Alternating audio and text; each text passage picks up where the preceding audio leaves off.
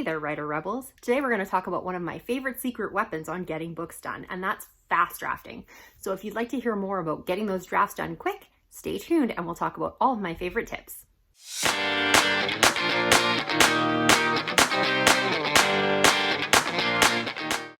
Hello there, everyone. My name is Scarlett Kol, and this is my channel. If you're a subscriber, welcome back. And if you aren't and would like to be one, you can always hit that subscribe button and the notification bell below this video, and you'll get notified every time I release a video, which is typically every Thursday. I hope everyone out there has been staying safe and staying inside during this current coronavirus crisis, I guess. But when you are inside, you definitely have a lot of extra time to do things. I know some people have been spending a lot of that extra time reading the news, worrying, homeschooling, cleaning, and doing various different things. But there are some people out there who are still sticking with writing. And if you are, then welcome to my fast drafting video. If you aren't back up to writing, that's okay too. However, this video will still be up on YouTube whenever you are ready to get back out there. All right, so one of the things I want to talk about first before we get into it is what exactly is fast drafting. What fast drafting is staying within the world of your story and trying to get that draft out as quick as you possibly can. And when I say as fast as you possibly can, it means based on your actual level. And when I mean at your level, I honestly mean on however long it takes you to do it. I have a friend who writes very quickly during word sprints, and she will sometimes double or triple my word count. So for her, if we were writing the same novella, it might only take her a weekend, whereas it might take me a week. We're both still fast drafting, but we're going as fast as we actually can. So make sure that you aren't putting undue expectations on yourself for this. Fast drafting is as fast as you can go, not as fast as humanly possible. But there's a few things that fast drafting isn't. First off, fast drafting is not rapid release.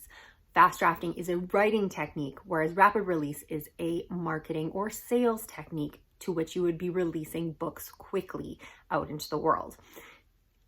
Yes, fast drafting would be very, very useful if you are in a rapid release strategy and you want to maintain that for a long period of time. Actually, it would pretty much be vital to do. But if you do fast draft, it doesn't mean you can't spend 8 months to a year editing that book to make it shine. It doesn't necessarily mean when you need to release things or anything like that. It's literally just a writing tool to get those drafts out faster. The second thing that it's not an excuse to burn yourself out.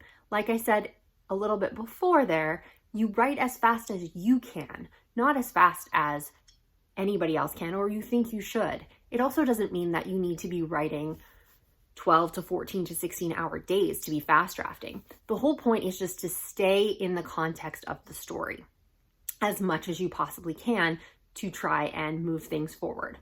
So why is fast drafting good? Why do I like to fast draft? Well, there's basically three main reasons of why I like to fast draft. Number one is basically staying in that story world. When you're trying to make connections in your brain and get that plot to work and stick with the characters and all that sort of stuff, it's so much easier to move quicker when you know where the story is and you're staying within that story. I don't know if anyone out there has done things like I've done before, where you're working on a story and then you get busy and you put it away and you come back a month later and you're trying to remember what those characters were doing and where everything was going. And then you just can't remember how things were supposed to work, or you forget little bits and threads. And then when you read that part, but later on, you're like, oh, right, I forgot about this and I forgot about this and I forgot about this. The more you stay within your story, the less chance you have for these drop threads or missing things of where you're making those connections.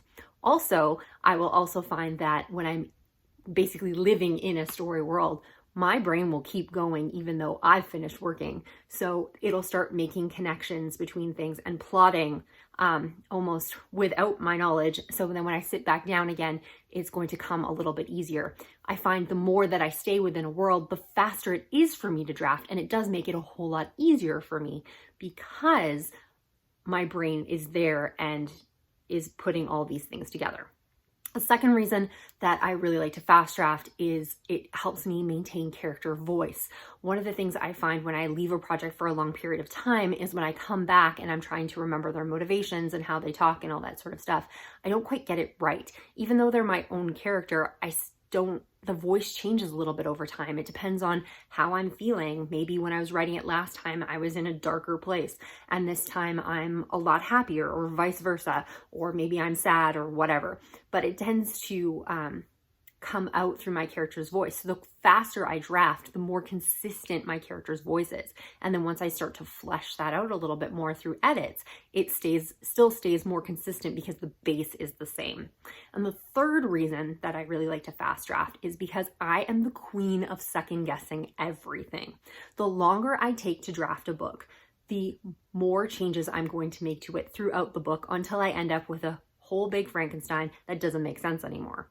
And then I either have to scrap the project or I need to try and piece it back together again, which is extremely frustrating.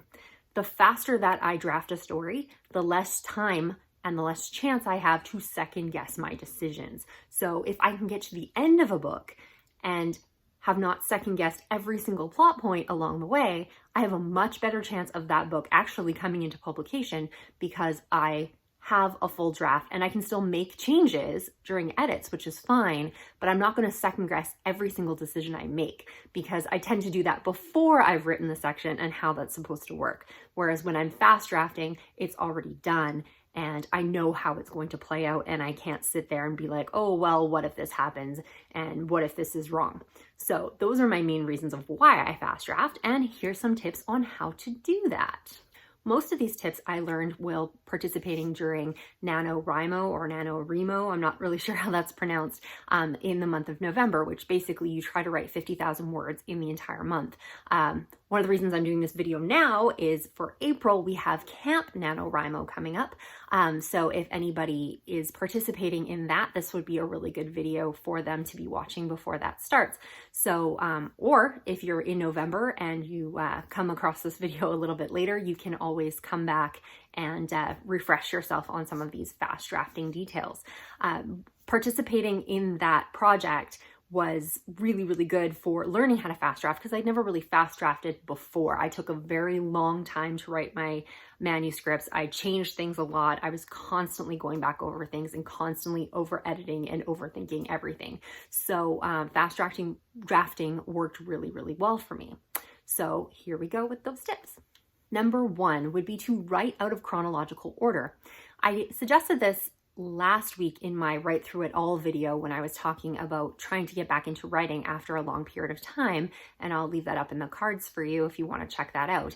Writing out of chronological order sometimes will help you propel yourself forward instead of trying to write one thing after the other. One of the things with fast drafting is because you are kind of in that world and you're trying to move forward as quickly as possible, the more words you can get out and the faster you can get that story together and in place, the better off you are. So if you have particular scenes that you're very excited about, or that you have been like running through your mind all day and you're just ready to write them now, as opposed to the chapter that you might be working on, then writing those scenes out of order can give you a little bit of extra momentum and can always also open up more of that world. The more you write of a book, the more you learn about your characters, the more you learn about your world.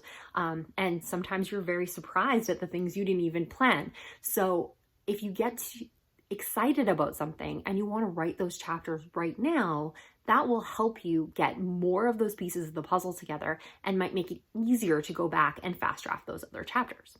Tip number 2, and this is one that I kind of came across backwards. I wasn't really trying to do this, but I like to call it skip the salad and go straight to the entree.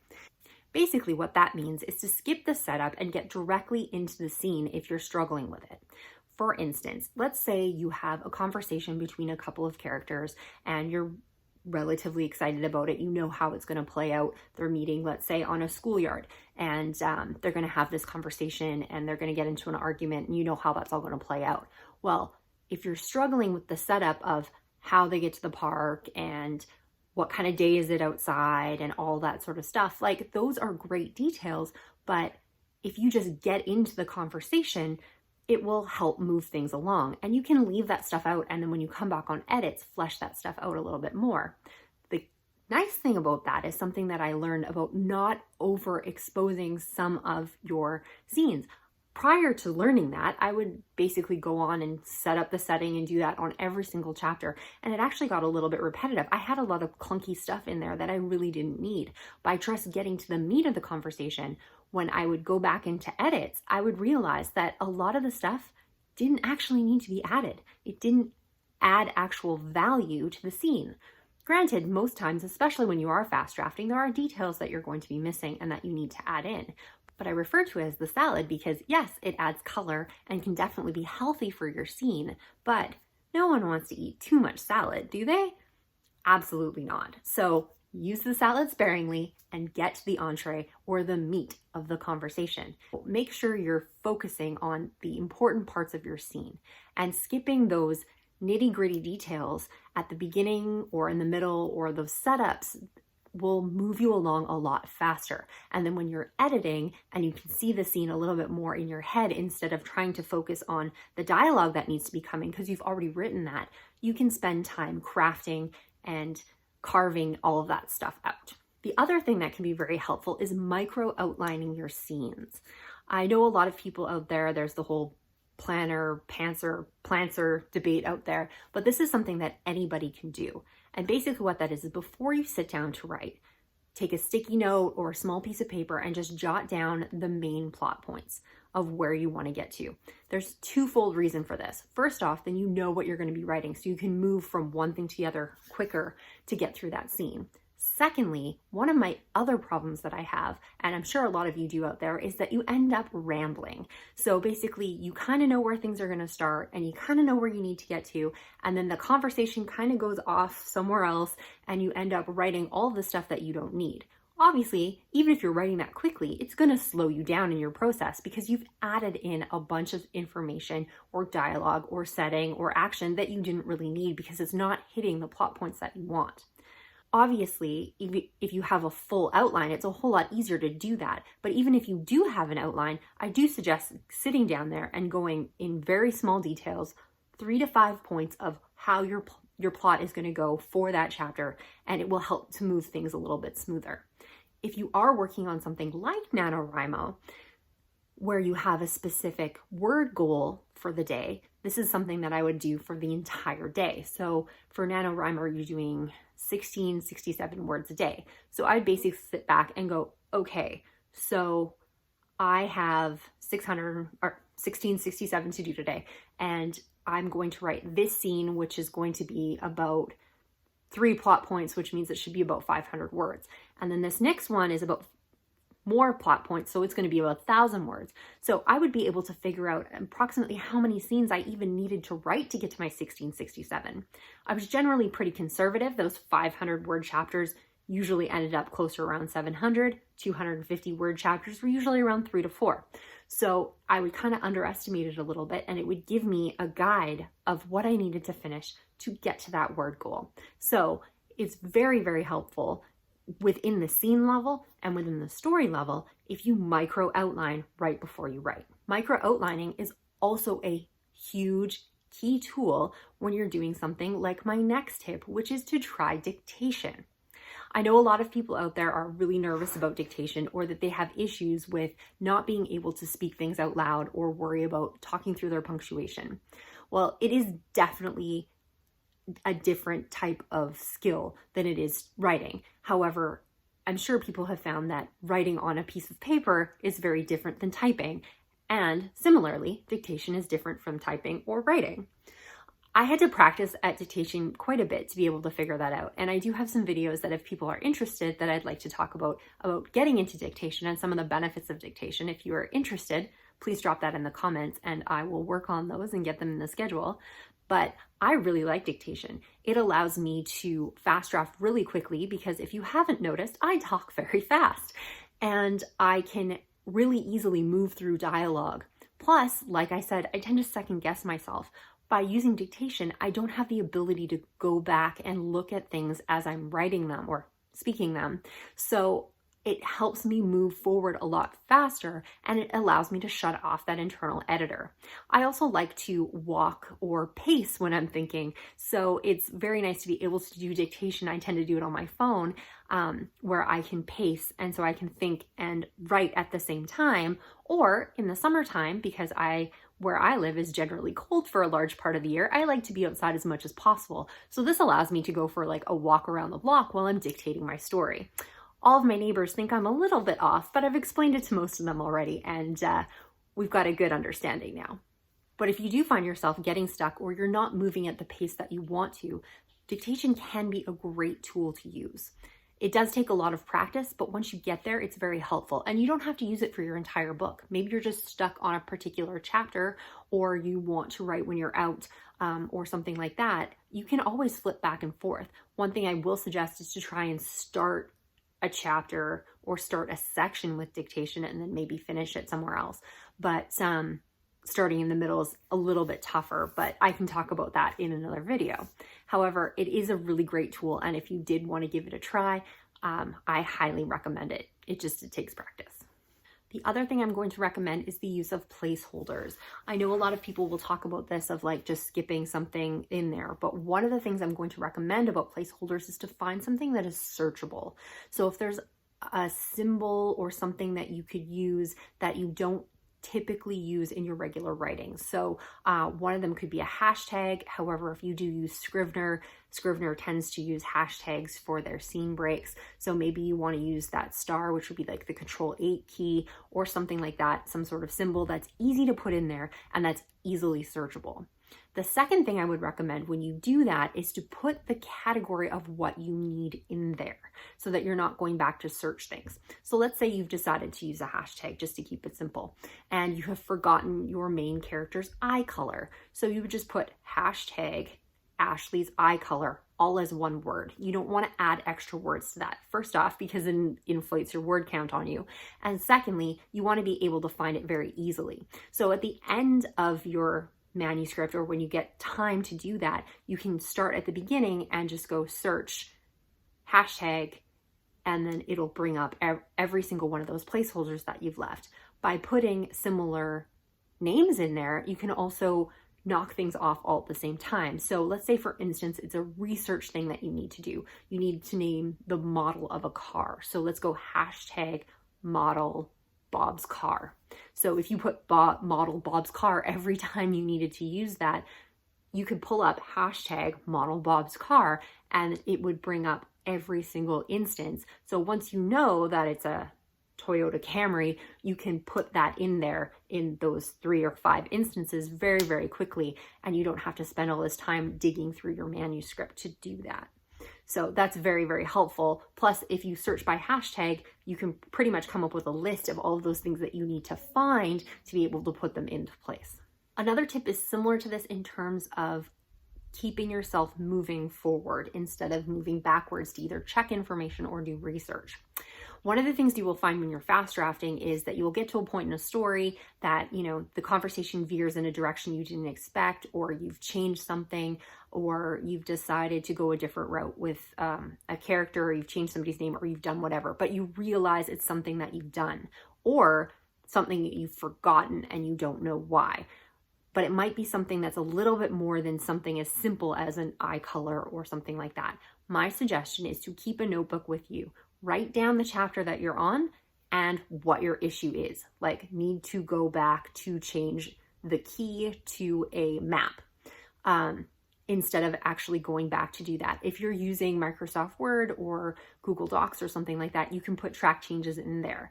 My suggestion is, if you're going to put the comment in, put it in where you remember it. Don't try to go back and find the chapter that the instance comes up in, because as soon as you start going back into other chapters and you start going back into your other work, you're going to start editing, you're going to start reading, and you're going to start second guessing yourself. So the more that you can just note it and move forward, the better off you are. I personally like writing things down. I'm also a written planner kind of girl, and I like to-do lists and all that kind of stuff and post-it notes. So I like to have a notebook beside me, and as I'm writing, I'll put, oh, I need to go change this, or oh, now Celeste is a boy. So we need to change that at the ending. So I will get through all of that. And then as soon as my manuscript is done, I will go back through my list and try and find the instances of where that matters.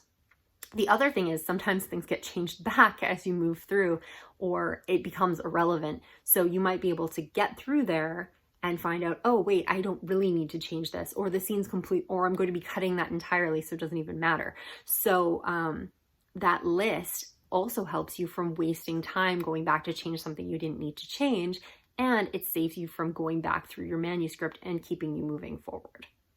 I'm also a huge advocate of word sprints, which is basically setting a timer and trying to write as quickly as possible. However, people can fast draft however they want to. I'll probably talk about word sprints in another video in a little bit more detail somewhere else, but basically the whole concept is you find a amount of time that you are going to be dedicated on writing, and you will get that stuff done. Some people can't write like that. Some people find that it's very, very useful, and they will just use it as a regular technique. So it's not necessarily a fast drafting technique. It's more of a concentration technique, but it does come into play here sometimes. And the last tip I have on fast drafting is to pay attention to yourself. Obviously, if you are trying to draft something as quick as possible, you are going to be spending probably a lot of your waking hours working on the book. This can get a little bit problematic if you are spending every single minute working on this book, that you could actually burn yourself out before you finish. So you really need to make sure you pay attention to yourself and don't overdo it. Or if you find that you are having problems, or you're not sleeping enough, or all that sort of thing, to take a break. Yes, you want to stay in that story world as much as possible, but maybe taking a day off and then just, doing some character outlining, or maybe going back and digging through some of those hashtags or something like that would be enough to give your mind a little bit of a break without completely tearing yourself away from it. But if you're going to burn out, you're going to give up on the book entirely, and it doesn't matter how fast you're writing because you're never actually going to finish it. All right, so those are my tips for fast drafting. There are quite a few of them, so hopefully something will ring true to you. But fast drafting is a really great tool for me because it helps me actually get books finished instead of sitting on them forever and second guessing myself and changing everything 100 times. So if you want, maybe give that a try. I know a lot of people who will outline quite a bit up front, and it does make the fast drafting easier, but fast drafting can be used for either planners or pantsers. It doesn't really matter. So if you've tried fast drafting, maybe leave something in the comments and tell me what you thought of it. And if you've never tried it before, maybe give it a shot and tell me how it went. So hopefully you enjoyed this video, and hopefully everyone you love is safe and healthy out there right now. Next week, I'm going to have a fantastic video that couldn't be more timely. I actually had it planned back in the beginning of February, and I'm very excited about it.